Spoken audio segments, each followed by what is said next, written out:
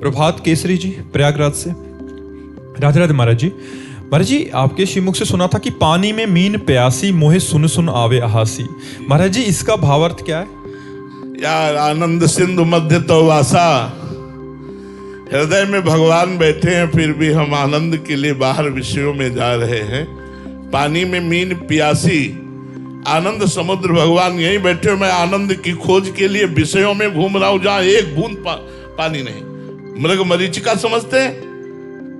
बालू में जब हम सुबह सुबह गंगा जी के किनारे भ्रमण करते थे, दर्शन होता तो सूर्य की किरणें पड़ती हैं तो निर्मल बालू में दिखाई देता है, निर्मल जल भरा हुआ है, और जब नजदीक पहुंचो तो एक बूंद जल नहीं।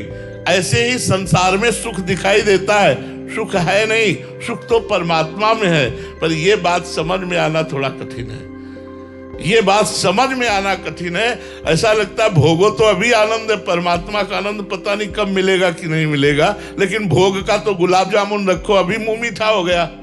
ये वर्तमान के प्रगट आनंद के लिए, वो भविष्य के लिए जो परमात्मा आनंद है उसको छोड़ देता है। अगर हम परमात्मा आनंद की तरफ बढ़े तो प्रगट आनंद को भोगते हुए भी हम परम पद की प्राप्ति कर लें। नाम जप करो, सबसे प्रार्थना है खूब नाम जप करो, अच्छे आचरण करो, कोई नशा ना करो, गंदी बात ना देखो, न गंदी बात सुनो, न गंदी बात करो, तो आपका मनुष्य जीवन सार्थक हो जाएगा। आज जो समाज में गंदगी बढ़ रही उसका कारण है, अब आप लोग में इतने मोबाइल प्रिय हैं कि कभी बैठ करके गीता जी का स्वाध्याय करने का समय नहीं रहा, बैठ करके भागवत जी का स्वाध्याय करने का समय नहीं रहा। मोबाइल में गेम, सीरियल, ये वो सब सारा समय मोबाइल में दे रहे। यार, आधा घंटा अगर सत्य शास्त्रों के स्वाध्याय में दें, आधा घंटा संतों की वाणी में दें, तो आपके जीवन में प्रकाश हो जाए, आप आनंदमय हो जाए। डॉक्टर अभिषेक जी बिहार से।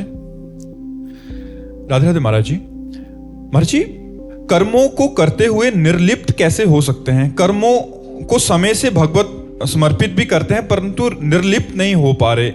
बिना ज्ञान के निर्लिप्तता नहीं आती।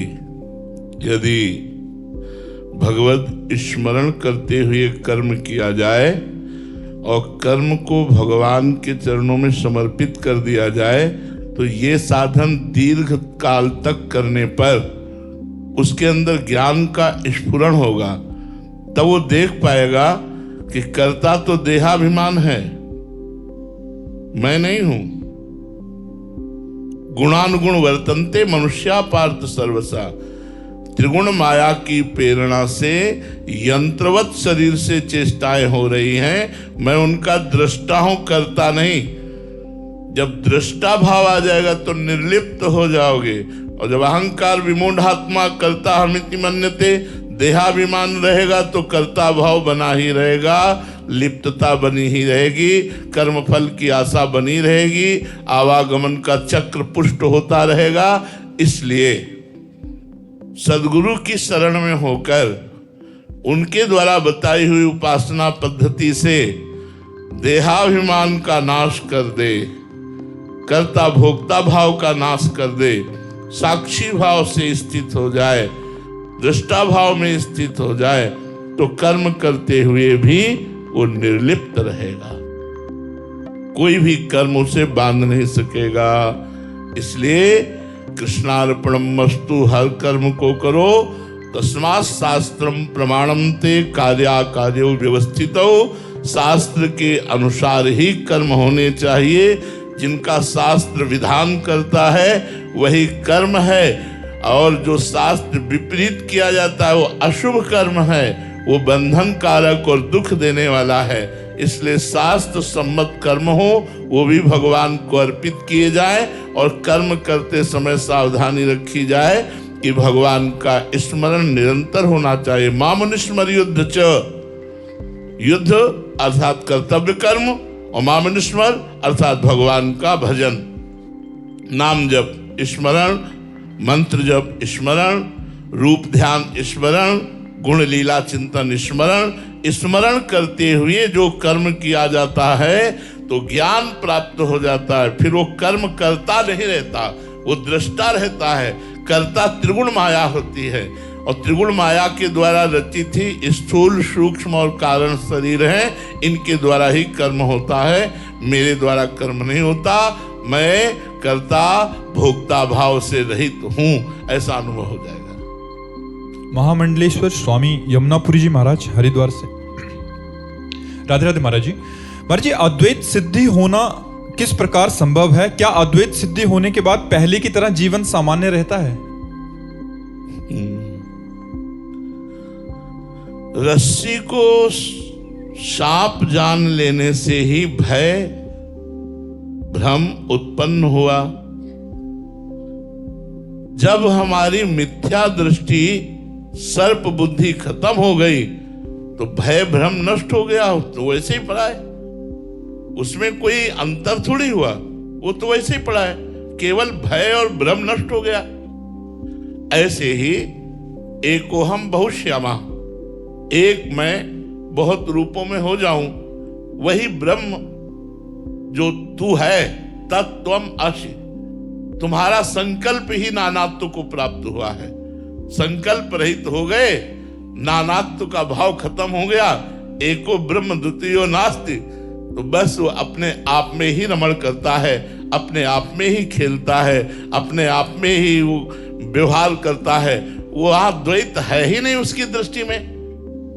देखने वालों को लग सकता है कि एक साधारण पुरुष जैसी उसकी खान पान, उठना बैठना चेष्टा है, लेकिन उस करता हुआ भी वो नहीं करता, खाता हुआ भी नहीं खाता, देखता हुआ भी नहीं देखता, सुनता हुआ भी नहीं सुनता, क्योंकि वो जान रहा है कि सुनने का काम श्रवणेंद्रिय का है, खाने का काम रसेंद्रिय का है, पोषण प्राणों का होता है।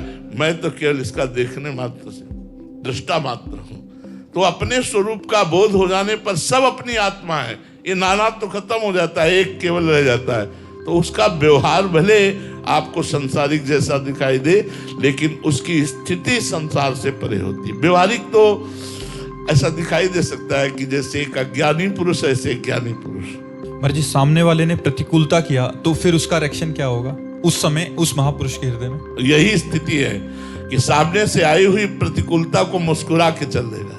हमने देखा है, हरगोविंद जी की रास हो रही थी, ये 27-28 वर्ष पहले की बात है। एक संत दिगंबर आए, सबसे पीछे खड़े थे हम, तो आए और खड़े हो गए। विशाल शरीर, गौर वर्ण, ऊर्ध्व दृष्टि, देखने से ही लग रहा था ब्रह्मबोध संपन्न महापुरुष है। थोड़ी देर ऐसे रास को देखते रहे। एक लड़का आया 27-28 वर्ष का, उसने पीछे से लात मारी, उनको दिगंबर देख करके बूट पहन के लात मारी। वो थोड़ा सा ऐसे हुए, 3-4 लात मारी। ऐसा लग रहा था उनके लगी नहीं, वो ऐसे देख रहे थे, फिर ऐसे सर नीचा किया, मुड़े चले गए। उस लड़के को देखा भी नहीं जिसने लात मारा, उसको देखा भी नहीं पलट करके कौन लात मार रहा है। इतने शरीर से निरपेक्ष स्वरूप स्थित, यदि आई हुई प्रतिकूलता का वो विरोध करते हैं, अपमान का, तिरस्कार का विरोध करते हैं, तो अभी उनको बोध प्राप्त नहीं हुआ, उनको भगवत तत्व का बोध प्राप्त नहीं हुआ। अगर बोध है तो जैसे मेरी जबान मेरे दांतों से कट जाए तो मैं किसको दोष दूं? मेरे हाथ से मेरे को चोट पहुंच जाए तो मैं किसको दोष दूं? ऐसे वो महात्मा जो ब्रह्मबोध संपन्न होता है, वो आत्मदृष्टि रखता है, एक तरफ कोई चंदन लगावे और एक गाल में तमाचा मारे, समान दृष्टि जब दोनों के प्रति होगी तब वो महात्मा कहलाएगा, तब वो महात्मा कहलाएगा। अगर उसके अंदर प्रतिकूलता का भाव आता है तो अभी ब्रह्मबोध नहीं हुआ। जो आत्माराम पुरुष है, सर्वत्र अपनी आत्मा को देखता है, उसके द्वारा किसी के प्रति भी किसी भी तरह की अमंगल या प्रतिकूल चेष्टा हो ही नहीं सकती। अगर कहीं लीला में दिखाई दे कि कोई उदाहरण दे तो भगवान की लीला का संपादन करने के लिए है, ना कि महात्मा की स्थिति का प्रदर्शन कराने के लिए। महाराज जी, एक तो सिद्धावस्था है, ये जो परमहंस अवस्था आपने बताई है, एक साधक कोटि से चल रहा है और काफी समय हो गया चलते चलते, तो महाराज जी क्या उनके अंदर विचार आएगा कि ये ऐसा हुआ, फिर विचार से काट के हाँ, साधक क्या करेगा कि जैसे आपने हमें मारा तो हमारे अंदर विचार आएगा, हमें अनुभव हो रहा है कि हमें पीड़ा पहुंचा रहा है, प्रतिकूल परिस्थिति पैदा कर रहा है, लेकिन उस समय हम चिंतन करेंगे कि मेरा कोई कर्म इसको प्रेरित कर रहा है, इस शरीर का कर्म, और इस शरीर को इस समय दंड मिलना चाहिए, इसलिए ये बेचारा तो निमित्त है, प्रधान तो मेरा ही कर्म है, तो उसको डांटने की जरूरत नहीं, क्योंकि वो मेरे ही पाप कर्म से प्रेरित होकर मुझे दंड दे रहा है। साधक ऐसा देखेगा, ब्रह्मज्ञानी ऐसा भी नहीं देखेगा। तो सच्चा ब्रह्मज्ञानी वही है जो प्रतिकूलता में, अपमान में, निंदा में, तिरस्कार में द्वेष न करे। संसारिक पुरुष तो एक गाली दो, दो गाली देना चाहेगा, लेकिन महात्मा करत जे अनुसहन निंदक तिन्हु पे अनुग्रह कियो, जिन्होंने अपमान किया, माला, गाली दिया, उनका भी मंगल किया, उसका नाम महात्मा है। सुषमा मंगला जी आगरा से। राधे राधे गुरुदेव। गुरुदेव, संसारिक सुख नाम की जिस मरीचिका के पीछे हम सब भागते फिरते हैं, उस सुख की परिभाषा अर्थात क्या है महाराज जी? ब्रह्म। ब्रह्म। संसार का सुख क्या है? ब्रह्म। परमात्मा का सुख क्या है? सत्य, चिद, आनंद, सच्चिदानंद रूपाय। यहां ब्रह्म है, भोगो तो ऐसा लगता है सुख मिल रहा है, फिर थोड़ी देर बाद देखो फिर नवीन भोग की आकांक्षा, फिर नवीन भोग की आकांक्षा, इस वस्तु से उस व्यक्ति, उस व्यक्ति से उस व्यक्ति, पूरा जीवन हो गया भोगते हुए। कोई हाथ उठा के बोल सकता है अब कछुनाथ न चाहिए मोरे, अब मुझे नहीं चाहिए, मैं तृप्त हो गया? कभी नहीं। क्यों? भ्रम। भ्रम के कारण आपको संसार में सुख प्रतीत हो रहा है। भगवान ने गीता जी में लिखा, दुखालयम अशाश्वतम, ये संसार दुखमय है और नाशवान है। तो यहां सुखालय कहां हो सकता है? सुखालय तो भगवान का नाम, भगवान के चरणारविंद। हाँ, इसी संसार में यदि हम सबका हित करें, परोपकार करें, सबको सुख पहुंचाएं और भगवान का स्मरण करें, तो यही संसार आनंदमय हो जाएगा, यही संसार भगवत स्वरूप हो जाएगा। और अगर भगवान से विमुख होकर चाहे जितने अरबों रुपया एकत्रित कर लो, चाहे जितने बड़े पदाधिकारी बन जाओ, लेकिन तुम्हारे हृदय को शांति, संतोष, धैर्य, निश्चिंतता, निशोकता ये नहीं प्राप्त हो सकती। ये प्राप्त होगी भगवान से ही जुड़ने पर। भगवान से जब हमारा चित्त जुड़ता है तो हृदय शांत हो जाता है, निर्विकार हो जाता है, आनंदमय हो जाता है, संतोष हो जाता है। बाहरी भोग सामग्री जितनी, उतने में ही हमारा काम चल जाएगा। संतोष नहीं तो तृष्णा इतनी बड़ी हुई है, कौन संतोष धारण किए हुई है?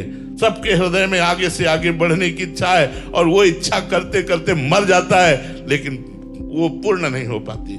पूर्णता तो परमात्मा से होती, जगत से थोड़ी होती है। महाराज जी, नाम की ऐसी महिमा सुन के मतलब उत्साह भी होता है, फिर एक दो दिन जपते हैं अच्छे से, जैसे आप कहते हैं, फिर महाराज जी फिर से वही संसार अच्छा लगने लग जाता है। ऐसी निरंतरता कैसे आए महाराज जी? सत्संग, सत्संग, भजन होई संग बिनु, भजन बिना नहीं प्रेम, छिन्हु भजन न छाड़िए, धरिए याद ध्रुनेम। आजकल तो कलयुग भगवान की विशेष कृपा, मोबाइल भगवान है। मोबाइल में सत्संग रोज सुनिए, आप भले यहां ना आ पाए, लेकिन 10 मिनट एक क्लिप सुनिए, चार्ज हो जाओगे। रोज सुनोगे सत्संग तो चार्ज हो जाओगे, अध्यात्म का बल तुम्हारे अंदर जागृत हो जाएगा। नहीं तो सत्संग जिनके जीवन में नहीं है, देखो कल यहीं एक खड़ा होकर के बच्चा बोल रहा था कि मैं 9वीं क्लास से शराब और बेविचार और इतने ऐसे कि आज मैं 12वीं क्लास में हूं, मेरी हालत ये हो रही कि मैं अपने को नष्ट कर लूं। ये एक बच्चे की नहीं, हजारों बच्चों की ये स्थिति है। क्यों? अध्यात्म का ज्ञान नहीं है। माता पिता को खुद ज्ञान नहीं अध्यात्म का, तो उनको क्या शिक्षा दे? टीचर अगर डांट लगावे तो माता पिता उनको रोकते हैं, तो नए बच्चे मनमानी आचरण करके आज गंदे आचरणों की तरफ बढ़ते चले जा रहे हैं। आप देखिए हमारे छोटे छोटे बच्चे, जिनका जीवन ब्रह्मचर्य में होना चाहिए, जिनका जीवन विनयात्मक होना चाहिए, वो माता पिता से अवहेलनात्मक बातें करते हैं, वो समाज में वही हिंसक प्रवृत्ति धारण करते हैं। क्योंकि अब उन्हें ड्रग्स चाहिए, तो कोई माई बहन जा रही है, स्वर्ण की जंजीर पहने खींचा, और अपना काम चलाए, वो मरे मरे, कोई मतलब नहीं रह गया। तो आजकल अध्यात्म के बिना जो हमारे नए समाज की नई पीढ़ी की हालत बिगड़ रही है, वो अध्यात्म से ही सुधरेगी, बिना अध्यात्म के नहीं।